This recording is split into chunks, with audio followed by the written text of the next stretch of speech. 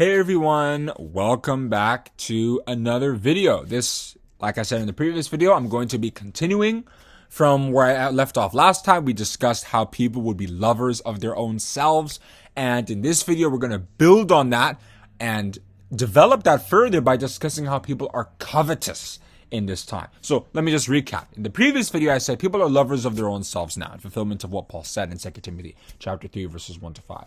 Personal enrichment, pursuing your dreams, fulfilling your goals is now what is seen as the most important. Woman empowerment, human rights, and ideas like that. And as a result of that, people are now neglecting family life, spiritual obligations, and are distracted by all of those commitments. Okay, it's the surfeiting and the cares of this life that Jesus mentioned in Luke chapter 21, verse 34. And as a result of that culture that's now been built in many parts of the world, based on that, now people are becoming covetous. Because when people become lovers of their own selves, they begin to now want more. They begin to have this constant thirst for more money, thirst for higher status, thirst for better living standards, thirst for all kinds of things, thirst for political change, whatever. And as a result of that, people begin to seek things that in certain situations don't belong to them.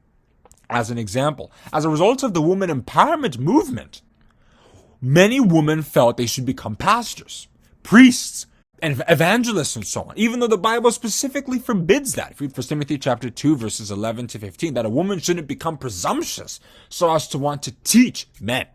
And in 1 Corinthians chapter 14, verses 34 to 35, Paul said that it is a shame for women to speak in the church, and that women should keep silence in the churches and let men, the people God put in that position, to do that job. Okay? But as a result of the woman empowerment movement, women have now become covetous or lustful for that position. You also see a lot of incompetent men now wanting to be leaders. In fact, we're looking at our politicians now and laughing at them because we're seeing that they clearly do not deserve to be in office. They don't have the qualification, yet they want to be there. In fulfillment of what King Solomon said, I have seen servants on horses and princes walking as servants on the earth. If we read Ecclesiastes chapter 10, verse 7. Everybody now wants more, even if they're not qualified for it. And there's this huge sense of entitlement. I deserve this, I deserve that. Okay? We're seeing that all over the world. And that is in fulfillment of what Paul said, that people will become covetous. When a society is degrading spiritually, covetousness is one of the signs of it. In fact, really, 2 Timothy chapter 3, verses 1 to 5 is giving you the symptoms of a spiritually decaying society. In Amos chapter 8, verses 11 to 12, we were told that in this age, there'd be a spiritual famine. Spirituality would erode from the hearts of men, and covetousness is one of the signs of that. In the past, when Israel as a nation was decaying spiritually, we saw the same thing. From the prophet even on to the priest, everyone dealeth falsely. Everyone is covetous. Read Jeremiah chapter 6, verse 13.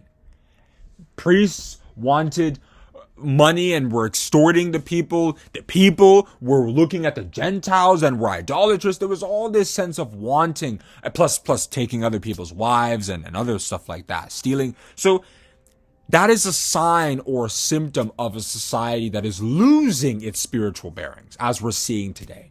So that is the covetousness that is prevailing over the world. So in the next video, now that we've discussed lovers of our own selves, we've discussed covetousness, we're now going to explain how both of those feed into boasting. How that sense of wanting more, that sense of wanting to achieve at all costs, now inflates people, makes people to become puffed up and proud. So we're going to investigate that in the next video, and I'd like to see you there.